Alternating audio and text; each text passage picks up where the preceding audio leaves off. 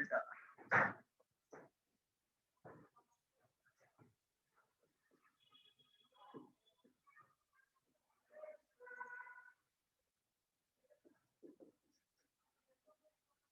x square dy over dx is equal to x square minus 2y square plus xy। ठीक है, ये question है। अब देखिए, इसे हमें सिंप्लीफाई करना है।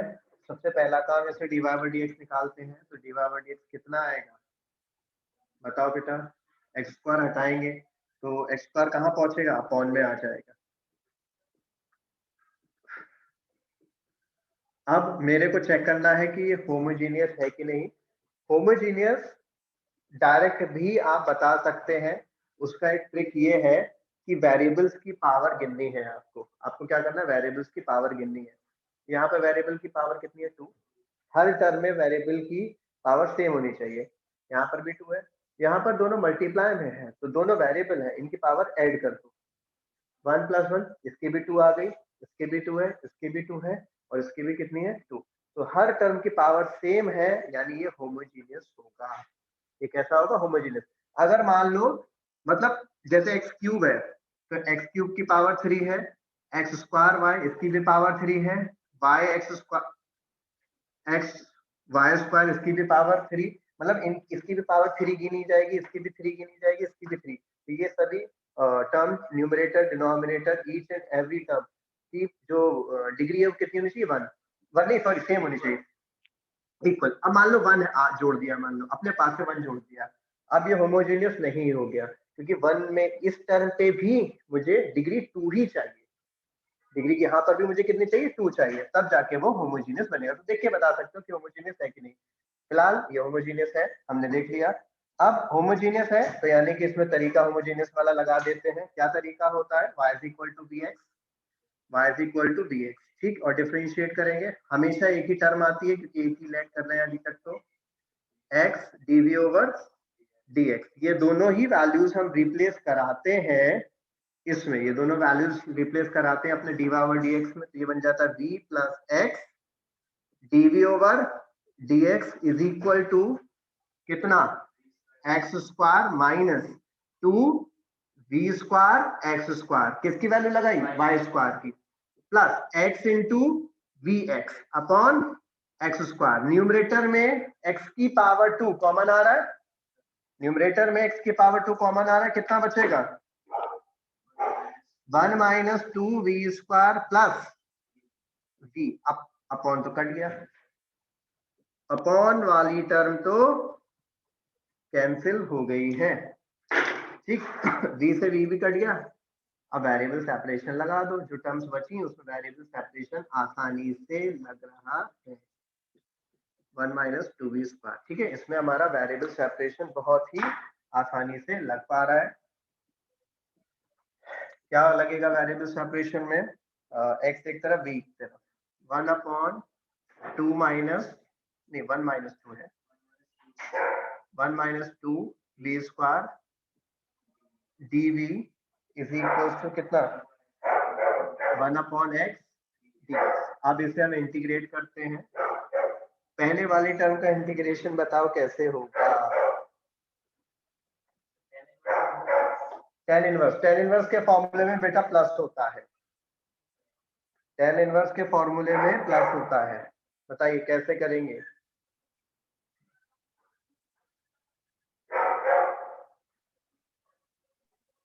बताओ बेटा। देखिए, हाँ, इसको लिखते हैं 1 अपॉन कितना, 1 माइनस √2v का whole square dx, sorry v है, एंड 1/x dx, ठीक है। अब ये फॉर्मूला बन जाएगा, कौन सा फॉर्मूला बन जाएगा, a² minus x², a² minus x², ठीक है, dx। बताओ क्या फॉर्मूला होता है बेटा, नहीं, हाँ बताओ भाई क्या फॉर्मूला होता है इसका, one log a upon two plus A, b upon log a 1/2a सबसे पहले, फिर मैंने बताया था इसके फैक्टर करो, तो फैक्टर आते हैं a प्लस एक्स और a माइनस एक्स, ए का साइन चेक करो प्लस, तो प्लस वाली टर्म न्यूमरेटर में, यानी a plus x a minus x, ये फॉर्मूला लगेगा। ठीक है, तो ये फॉर्मूला हम लगाने चले, और जब हमने ये फॉर्मूला लगाया यहाँ पर a square minus x square, तो ये बन जाएगा 1/2a, a कितना है, हाँ 1 ठीक, a कितना है 1, log mod 1 plus root two v 1 minus root two v upon root two, the coefficient of x, यहाँ पे x का कोएफिशिएंट कुछ नहीं है इसलिए मैंने कुछ नहीं लिखा अपॉन में, यहाँ पे x का कोएफिशिएंट कितना है, रूट टू है, तो आपको रूट टू लिखना पड़ेगा अपॉन में। हाँ, डिफरेंशिएट करते तो मल्टीप्लाई आता है, तो ये रूट टू कहाँ जाएगा, डिनोमिनेटर इंटू डिनोमिनेटर यहाँ आ जाएगा, और ये इसका इंटीग्रेशन तो लॉग मॉड x, ठीक है। अब ये भी लॉग में है, ये भी लॉग में है, तो c भी किस में ले लो, लॉग में, जिससे कि कैलकुलेशन आसान हो जाएगी बेटा। ठीक है, सिर्फ एक लॉग c बचा हमारा, जो लॉग में नहीं होता हमने उसे भी लॉग में ले लिया, जिससे कि कैलकुलेशन आसान हो जाए। ये मेरा बन गया 1/2√2 लॉग मॉड, v का वैल्यू लगा रहा हूँ, y कितना होता है v का वैल्यू, ये रहा y अपॉन एक्स, तो जब y अपॉन एक्स लगाएंगे कितना बन जाएगा ये, y अपॉन एक्स, यानी x plus root two y, x minus root two y, ठीक।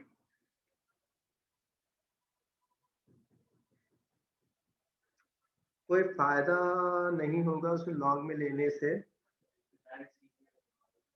है, क्योंकि ये पावर दिक्कत करेगा, तो अगर चाहो तो लॉग सी की जगह सी भी लिख सकते हैं, वरना ये पावर में जाएगी। ठीक है, आंसर देखो कितना दिया है इसका, आंसर का फॉर्मेट क्या है, मेरे में तो है ही नहीं, ये लो भाई बिना आंसर वाली बुक,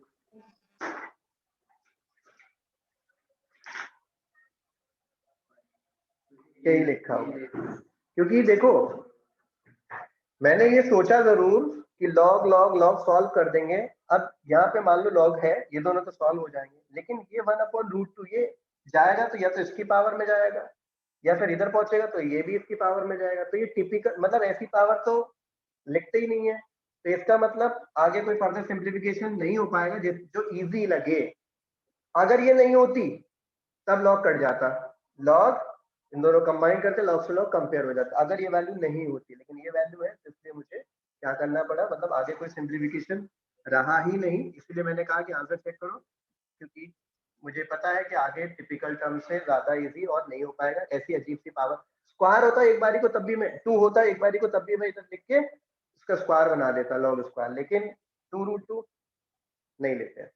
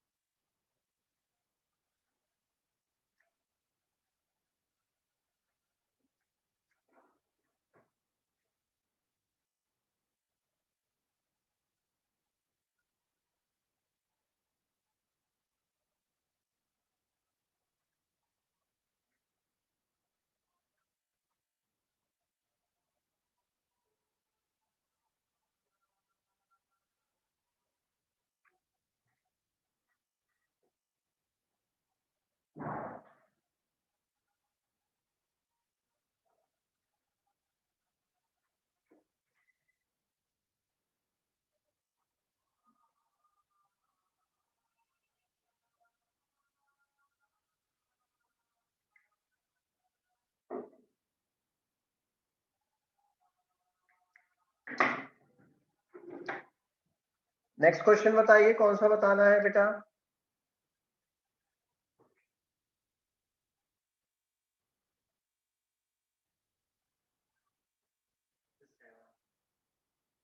लाइन से तो नहीं पूछ रहा, फिर छोड़ के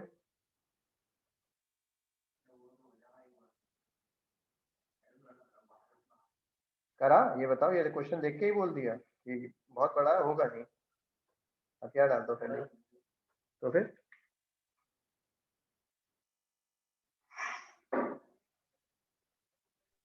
फ्रैक्शन वाले ट्राई नहीं करे अभी। फ्रैक्शन वाले में भी कुछ खास नहीं है, मतलब जो जिसमें चेंज है वो मैं कराऊंगा, क्वेश्चन नंबर 10 है शायद। लेकिन उसमें भी सेम पैटर्न इसी तरीके से, मतलब फ्रैक्शन को आप ज्यादा सॉल्व मत करना, फ्रैक्शन जैसा लिखा है वैसे ही लिखा रहने देना। मान लो y अपॉन एक्स है, इस तरीके से आ रहा है, मान लो कोई टर्म y अपॉन एक्स, तो लिखा रहने दो, एलसीएम वगैरह मत लो, ऐसे ही लिखा रहने दो। ठीक है, फिर y की वैल्यू लगाओगे, v upon x, x x cut जाएगा, v आ जाएगा चुपचाप।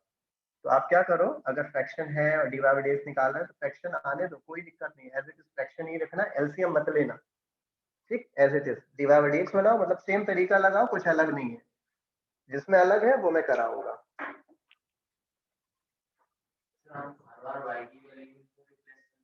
अब मैं जो क्वेश्चन करा रहा हूँ उसमें एक्स को कराऊंगा मैं रिप्लेस, और क्यों कराऊंगा वो भी मैं बताऊंगा। ठीक, तो दो है तरीके, एक बार कुछ मतलब 95% या आप कह सकते हो 98% बाय रिप्लेस होता है, कुछ ही क्वेश्चंस में एक रीजन की वजह से एक्स रिप्लेस करना पड़ता है, जो कि क्वेश्चन नंबर 10 है।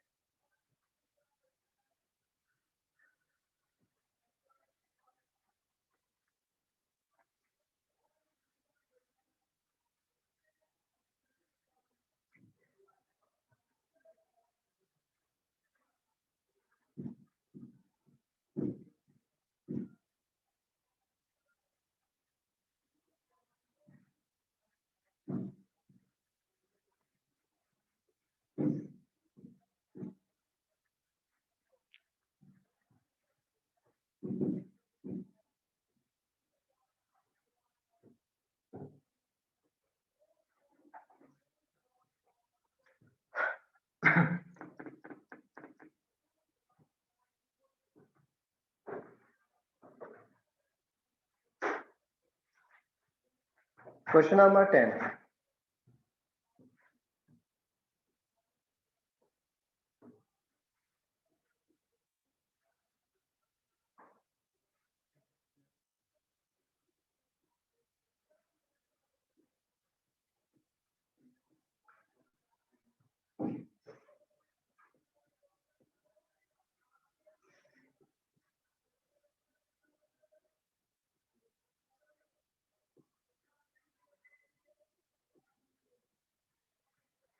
देखिए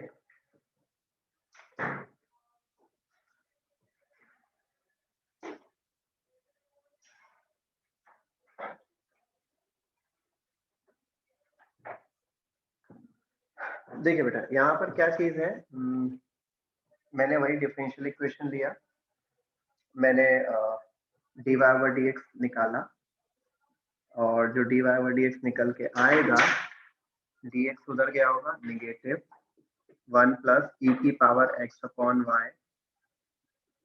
ठीक, डी एक्स उधर गया होगा, और फिर ये अपॉन आएगा। देखिए इसमें बेटा समझना है, अब देखिए ये मेरा d y over d x बन गया। अब मैं इसे पुराने तरीके से करने की कोशिश करता हूँ। ठीक, नोट नहीं करना, सिर्फ समझना। ये मेरा d y over d x हो गया। अब मैंने जैसे अभी पिछला क्वेश्चन किया उसी तरीके से जो हमने पैटर्न पढ़ा उससे करने की कोशिश करता हूँ।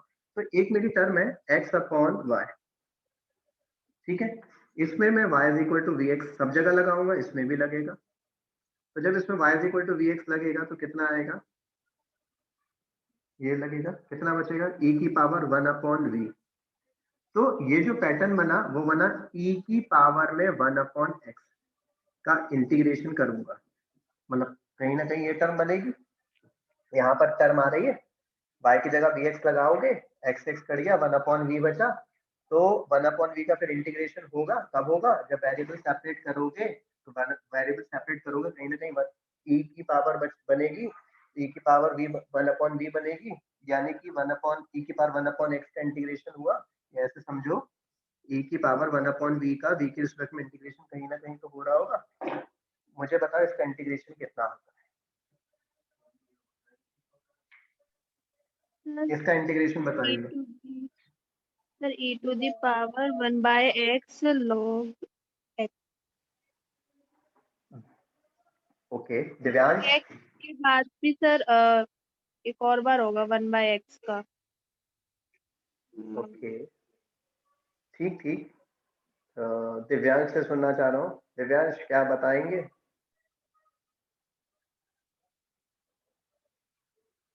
e⁴ 1/x। हाँ e⁴ 1/x का x के रिस्पेक्ट में integration.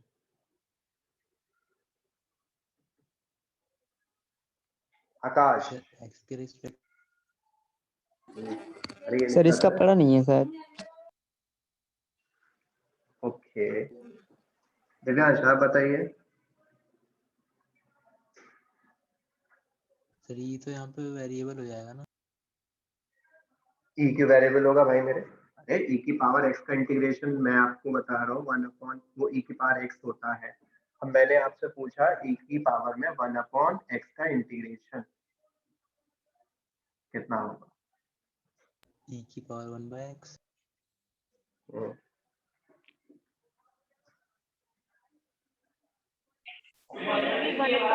e⁴ 1/x upon log mod x। Okay चलो ऑफलाइन कैंडिडेट्स आप बताओ बेटा।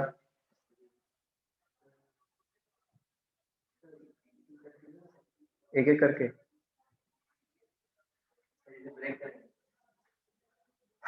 देखो बेटा कहानी e⁴x का इंटीग्रेशन मैंने बताया बिल्कुल ठीक। फिर मैंने कहा अगर कोई मल्टीपल हो तभी भी इंटीग्रेशन बता दिया मैंने, ठीक है, कोई मल्टीपल हो तभी भी इंटीग्रेशन बता दिया, अपॉन में आना स्टार्ट कर जाएगा। बस इतना ही बताया है और कुछ नहीं बताया मैंने। यानी इसका इंटीग्रेट मैं नहीं कर सकता, इसका इंटीग्रेट e⁴ 1/x हम इंटीग्रेट नहीं कर सकते। कब कर सकते थे? जब 1/x का डिफरेंशिएशन हो मेरे पास। इंटीग्रेशन में कोई चेन रूल नहीं होता है, मतलब ऐसा नहीं है कि e⁴x² इंटीग्रेट मैं नहीं कर सकता, ठीक है, आराम से e⁴x² में इंटीग्रेट नहीं कर सकता। मैं कब इंटीग्रेट कर सकता हूं? जब यहाँ पे x भी लिखा हो। तो मैं क्या करता हूँ, x² को t लेट करता हूँ, x से x कट जाता है, e⁴t बचता है। तो यानी इंटीग्रेट करने को सिर्फ इस फॉर्मेट में पहुंच जाता है मेरा क्वेश्चन। मान लो e⁴ में sin x है तो यहाँ मेरा cos x भी लिखा होगा तो मैं उसे t लेट कर लूंगा। मैंने ऐसे क्वेश्चंस किए हैं। अब मैं आपको सिर्फ इतना दे दूं e⁴x² तो बेटा नहीं कर सकते आप, इसका इंटीग्रेशन नहीं कर सकते। क्यों? क्योंकि आपको जो मैक्सिमम बताया है वो लीनियर पावर में बताया गया है, लीनियर के ऊपर नहीं है। ऊपर तभी होता है जब कुछ ना कुछ उसका डिफरेंशिएशन दिया हो, लेकिन जब डिफरेंशिएशन देके जब टी लेट करते हो, जब इंटीग्रेट करते हो तो वो इसी फॉर्म में पहुंच जाता है, ठीक है। तो कहने का मतलब है कि हमारे पास डिफरेंशिएशन की अगर मैं बात करूं, डिफरेंशिएशन बिल्कुल अलग चीज हो गई। कुछ भी सोच लो डिफरेंशिएशन में, उसका डिफरेंशिएशन है because of the chain rule. आपके पास चेन रूल है तो आप डिफरेंशिएशन किसी भी चीज का, किसी भी टेढ़ा मेढ़ा फंक्शन ले लो कर सकते हो, बट इंटीग्रेशन के साथ ऐसा नहीं होता। इंटीग्रेशन में लिमिटेशंस है, आप हर टर्म का इंटीग्रेट नहीं कर सकते। आप sin x² का नहीं कर सकते इंटीग्रेशन, आप इसका नहीं कर सकते।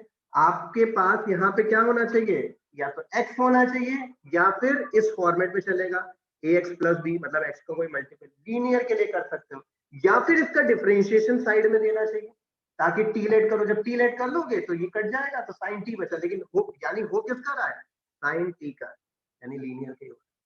तो इंटीग्रेशन में लिमिटेशंस है, आप इस तरीके की टर्म्स का इंटीग्रेशन नहीं कर सकते। यानी कि इन शॉर्ट मेरे पास इसका इंटीग्रेशन अवेलेबल नहीं है। तो अब ये वेस्ट हो गया। अब मैं इसमें थोड़ा सा चेंज करता हूं, मैंने यहाँ पे लेट किया हुआ है y = vx। अब अगर मैं x = vy लेट करूं तो क्या फर्क पड़ेगा, देखते हैं। क्या बचेगा, ई की पावर वी, अब हो जाएगा इंटीग्रेट। तो समझ आया क्यों लेट कर रहे हैं एक्स के फॉर्म में, क्यों चेंज कर रहे हैं, क्योंकि क्वेश्चन सॉल्व नहीं हो पा रहा था मेरा क्वेश्चन। तो अब पता कैसे चलेगा, सबसे बड़ा क्वेश्चन आता है कि हमें कैसे पता चलेगा। ये तो आपने बता दिया सर, समझा दिया, लेकिन हमें कैसे पता चलेगा कब x is equal to let करना है, कब y is equal to let करना है। ठीक है, पैटर्न दोनों का सेम रहेगा, पता सिर्फ इस तरीके से चलेगा। आपको फ्रैक्शन दिए होंगे, देखो शॉर्ट तरीका बता रहा हूं, आपको फ्रैक्शन दिए होंगे, जो फ्रैक्शन दिया हो उसी को वी लेट करो, जो फ्रैक्शन दिया हो उसे वी लेट करो। ठीक, क्रॉस मल्टीप्लाई कराओ वी वाई, चाहे ये और ये एक ही बात है। तो सीधा सा चीज है, आपको कब पता चलेगा, सिर्फ और सिर्फ फ्रैक्शन में आपको एक्स में जाना है। मतलब दिक्कत सिर्फ फ्रैक्शन की वजह से है। अगर फ्रैक्शन ना हो, अगर यहाँ पे फ्रैक्शन ना हो, मान लो एक्स है, कोई दिक्कत वाली बात ही नहीं है। अगर यहाँ पे वाई है तो वी एक्स बन जाएगा, तब भी कोई दिक्कत वाली बात नहीं है। लेकिन दिक्कत वाली बात तब है जब ये फ्रैक्शन बन जाएगा। तो आपको क्या करना है, सीधा सीधा फ्रैक्शन वाले में x is equal to v y let करना, वो भी कब, आप सीधा सीधा फ्रैक्शन उठाओ वी लेट कर लो, खुद पता चल जाएगा कि क्या ओरिजिनल लेटिंग है। जैसे पिछले वाले क्वेश्चन में आप देखोगे तो y अपॉन x कर रखा है हमने, तो y अपॉन x को वी लेट करोगे, यानी y is equal to v x ही लेट करना था। ठीक बेटा, तो इसमें इसे हम सॉल्व करेंगे, x is equal to v y से क्यों लेट करेंगे, और इंटीग्रेशन इतना पढ़ाया कि अपने अपने फॉर्मूले बना दिए सबने भाई। मतलब कोई भी टर्म दो सर, पढ़ी हो नहीं पढ़ी हो इंटीग्रेट कर देंगे हम, कोई दिक्कत वाली बात नहीं है, आप टेंशन मत लो। देखो भाई, तो यहाँ पे मेरा लेट होएगा x is equal to v y let होगा। लेट करने के बाद हम डिफरेंशिएट करते हैं। डिफरेंशिएट मुझे किसकी रिस्पेक्ट में करना पड़ेगा इस बार, नहीं y के रिस्पेक्ट में करना पड़ेगा।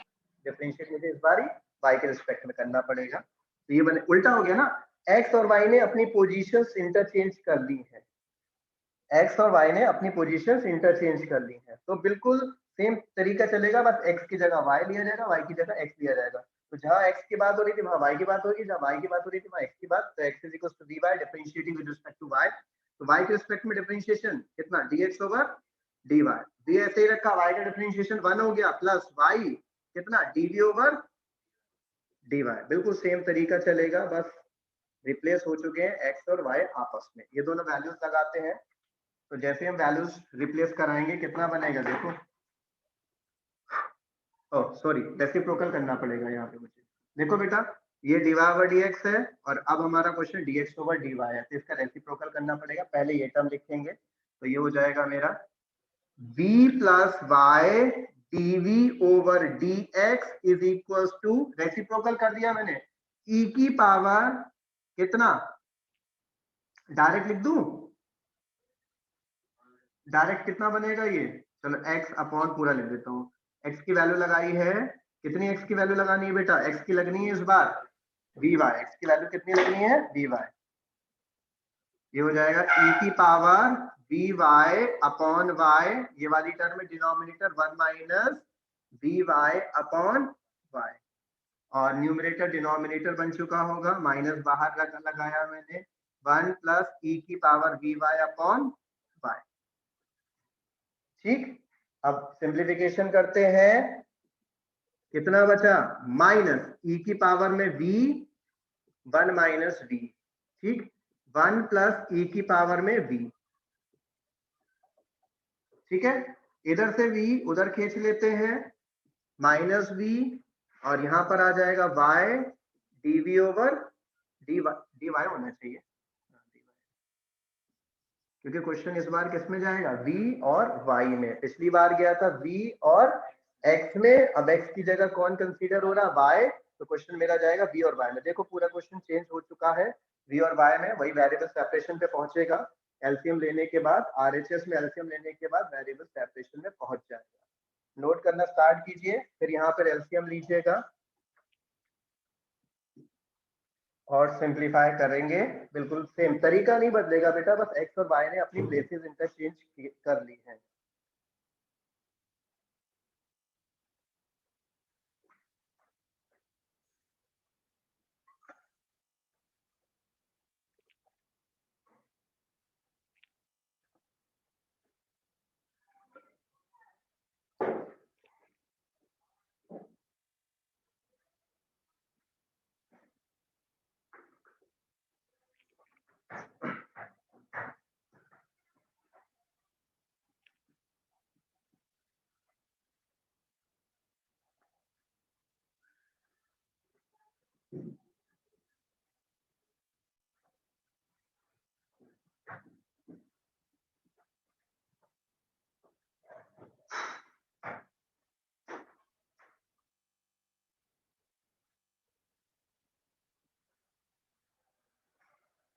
टाइम लिमिट नहीं आ रही है।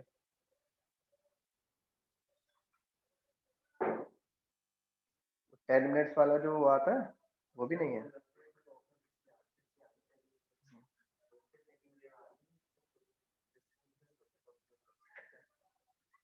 डिमांड कम हो गई होगी, उन्होंने फिर से दे दिया।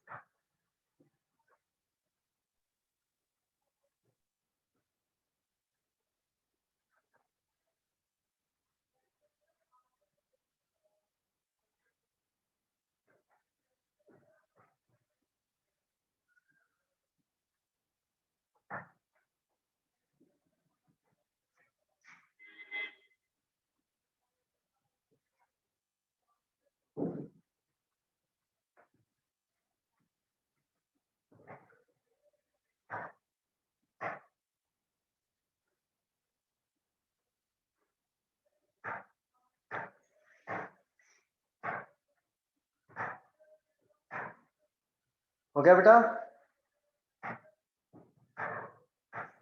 सर आगे continue minus e to the power v minus v upon 1 plus ev e to the power v आ रहा है।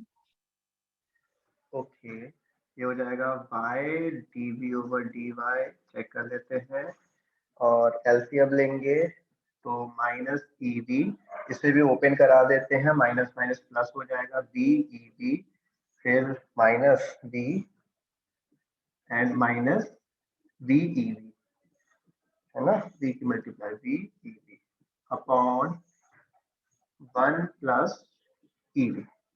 काटा पीटी मचाते हैं, कैंसिल हो गया। अब जो टर्म बची हमारे पास, माइनस कॉमन लेने के बाद e की पावर v प्लस v बचा अपॉन 1 प्लस e की power v y dv over dy। अब वेरिएबल सेपरेशन 100% लगेगा ही लगेगा, चेक कर लो, लग रहा है v एक तरफ y एक तरफ, तो 1 प्लस e की पावर v अपॉन माइनस वहीं रहने देते हैं क्योंकि यहाँ ज्यादा टर्म है, तो माइनस हमने वहीं छोड़ दिया है, माइनस से कोई फर्क नहीं है, कहीं लिखिए, ठीक है। अब ये हमारा इंटीग्रेट हो जाएगा, इसका इंटीग्रेशन बहुत तेजी के साथ मैं करूंगा, किसी को पूछना हो पूछे, नहीं पिटाई लगेगी। यहाँ पे काम हो जाएगा, यहाँ पे हम लॉग लेंगे, लॉग सी लेंगे, फायदा है यहाँ पे लॉग सी लेने में, ठीक है। ये माइनस है, माइनस इधर भेज देते हैं तो प्लस हो जाएगा, एज वेल एज v की वैल्यू लगाना स्टार्ट करते हैं। दो काम, इसको इधर शिफ्ट। अच्छा, ये किसी को पूछना तो नहीं कैसे लिख दिया इतनी बड़ी टिपिकल टर्म का डिफरेंशिएशन इंटीग्रेशन? इसको टी लेट करो, इसका डिफरेंशिएशन बताओ, e की पावर v और v का डिफरेंशिएशन 1, ये क्या 1 प्लस e की पावर v, कट जाएगा, क्या बचा 1 अपॉन टी, 1 अपॉन टी का इंटीग्रेशन क्या बचेगा, log mod T, log mod T, T की वैल्यू लगा, ठीक है। तो ये हो गया, v की वैल्यू लगाते हैं, v की वैल्यू बताओ यहाँ से कितनी आएगी, v की वैल्यू बताओ बेटा, v की value sir x by y, x upon y, ठीक है। ये हो जाएगा e की पावर में x upon y plus x upon y, ये आ गया, प्लस log y, ठीक है, is equal to log c। log हटाने की कोशिश करते हैं, यहाँ पर हट जाएगा आसानी से क्योंकि एक कंबाइंड हो जाएंगे आसानी से। प्लस में क्या होता है, मल्टीप्लाई, ठीक है, तो ये बचेगा log मॉड e की power xy plus xy into कितना आ जाएगा y, ठीक, अब लॉग से लॉग कंपेयर हो जाएगा और हट जाएगा, और मेरे पास जो बचेगा उसमें अंदर मल्टीप्लाई कर देते हैं y e की power x upon y plus x is equal to c। अब मुझे नहीं लगता इससे सिंपल आंसर बन सकता है।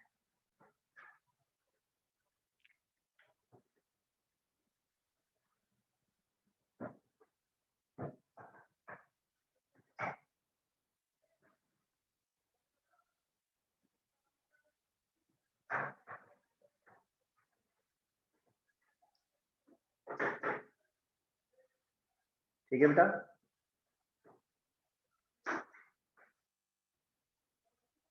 हो गया बेटा, जल्दी से नोट करो।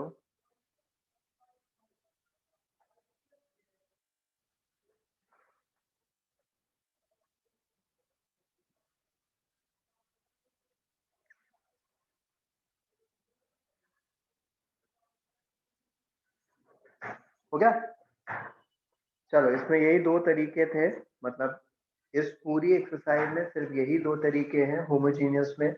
एक आपको लेट करना होगा x is equal to v y, वो कब लेट करना होगा जब ऐसा फ्रैक्शन हो, तो आप सीधे सीधे जो भी फ्रैक्शन दिया हो उस फ्रैक्शन को ही आप बी लेट कर लो। ठीक है, वहां से आपको पता लग जाएगा कि आपको x is equal to v y लेना है या y is equal to v x. दोनों में फर्क क्या है, कोई खासा फर्क नहीं है, x की जगह y की जगह x रख देना है, वर्किंग वही सेम चलेगी। ठीक बेटा, लाओ नेक्स्ट देखते हैं क्वेश्चन में। फिर इसके बाद ये कि कौन से टाइप का सॉल्यूशन है, बताइए सी में आया कौन से टाइप का सॉल्यूशन है ये, जनरल सॉल्यूशन। ये कौन सा सॉल्यूशन है, जनरल सॉल्यूशन। क्वेश्चन नंबर 10 तक जनरल सॉल्यूशन है, फिर उसके बाद 11 से 15 तक इनके प्रिंसिपल सॉल्यूशन है। Principal sorry particular solution, particular solution में क्या देते हैं, ये साइड में वैल्यूज देंगे। तो देखिए आप साइड में वैल्यूज दे रखी होंगी, ठीक है, क्वेश्चन नंबर 11 ऑनवर्ड्स, और इसमें वर्ड प्रॉब्लम नहीं है, सीधे सीधे क्वेश्चन दिए हुए हैं। और ये अकेला ही इस पूरी एक्सरसाइज में अकेला ऐसा क्वेश्चन है जिसमें x is equal to v y let करना है, सिर्फ यही क्वेश्चन है। बाकी मैं देख पा रहा हूँ किसी क्वेश्चन में ऐसा नहीं है,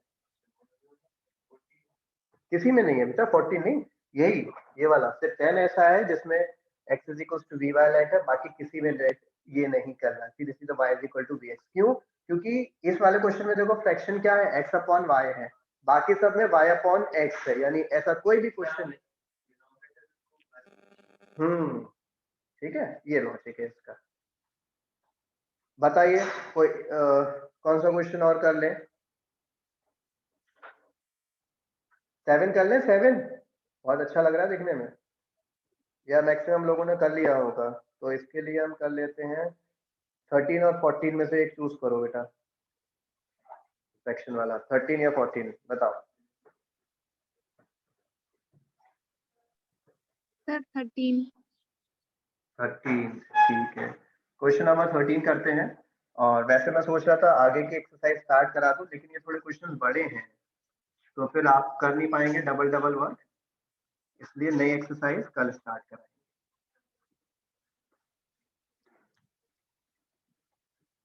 होमोजीनियस के क्वेश्चन मैक्सिमम मार्क्स हैं, 5 नंबर में आएंगे, ठीक है।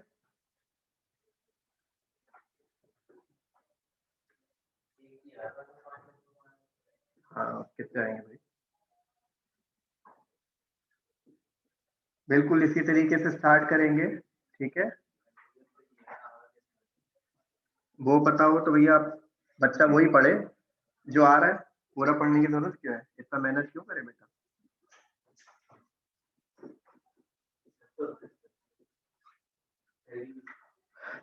पर्टिकुलर सॉल्यूशन के लिए x और y की जो वैल्यूज दी है, y is equal to pi by 4 है और x इज इक्वल टू 1 है, ठीक है, पर्टिकुलर सॉल्यूशन के लिए। तो पर्टिकुलर सॉल्यूशन का तो अभी तो कोई यूज ही नहीं है, हमने पूरा क्या करना है, सिंप्लीफिकेशन उसी तरीके से करना है। सबसे पहले dy ओवर dx निकाला जाता है, dy ओवर dx, ठीक, इसको उधर भेजा निगेटिव हो जाएगा, और नहीं x को उधर भेजा जाएगा, dy ओवर dx चाहिए ना, इसको उधर भेजा, और ये dx नीचे आ जाएगा माइनस,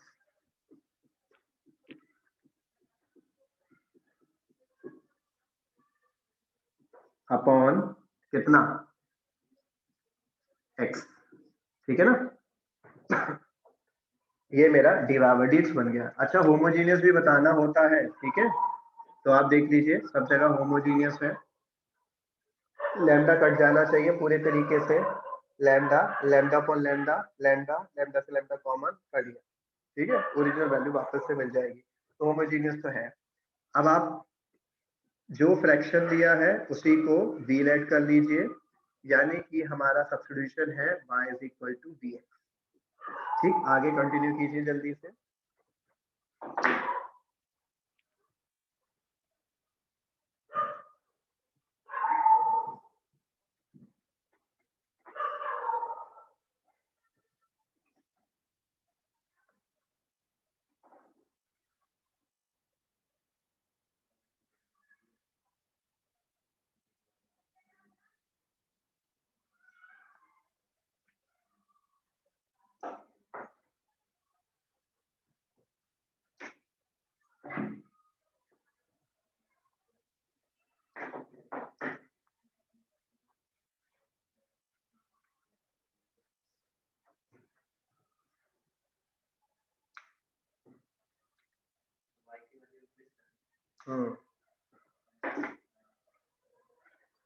वही आता है d y over d x is equal to v plus x d v over d x.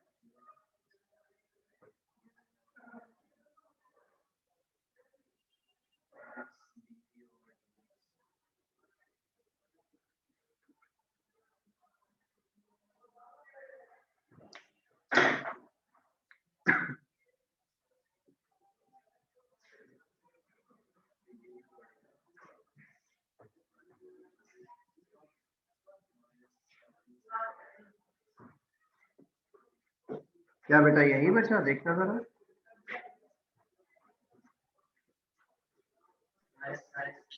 Sir यहाँ पे साइन स्क्वायर भी होगा। अच्छा स्क्वायर है वो,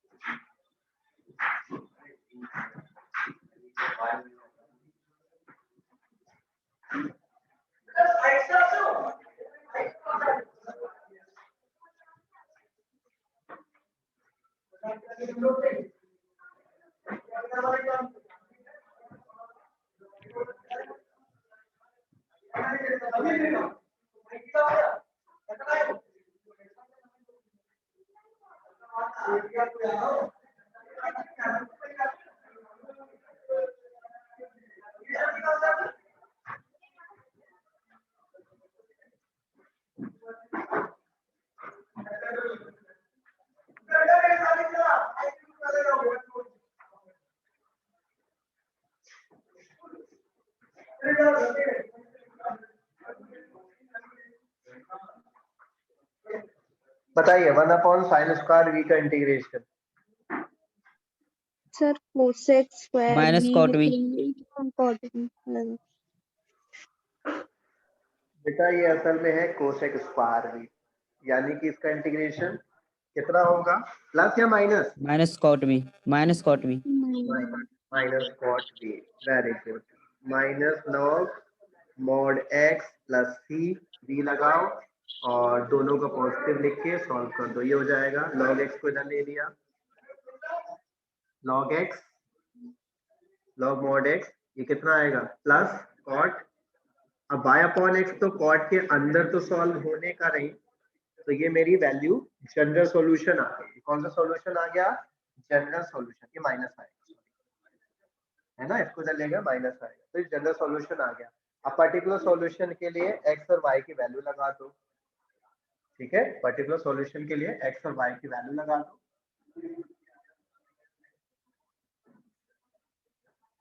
x की वैल्यू 1 है और y की वैल्यू π/4 है। बताओ c कितना निकल कर आएगा?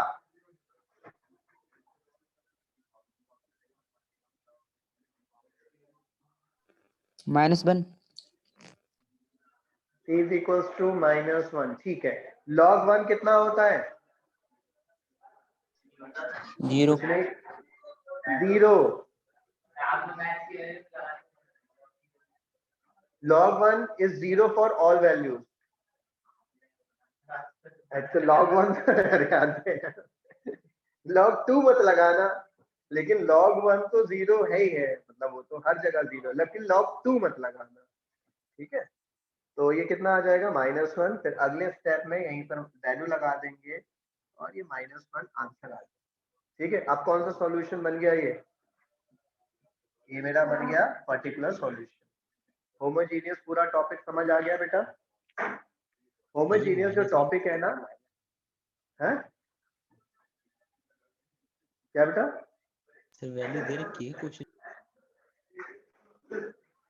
अरे ये पॉइंट दिए ना, सी की वैल्यू यहीं से निकलेगी, पर्टिकुलर सॉल्यूशन। सर log 1 की कैसे?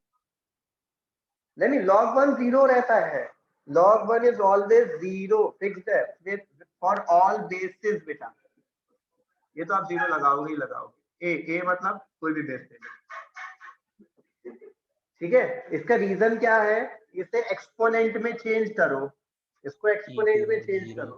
यस ये हमारे हिसाब से ही हमने जनरल लिया है, तो a की पावर कितना? 0 इज इक्वल टू कितना? 1। तो किसी की पावर 0 कितना होता है? 1 होता है। कोई भी कुछ भी ले लो, किसी की पावर 0 वो 1 होता है, तो इसका मतलब log 1 का वैल्यू किसी भी बेस के लिए कितना होगा? 0।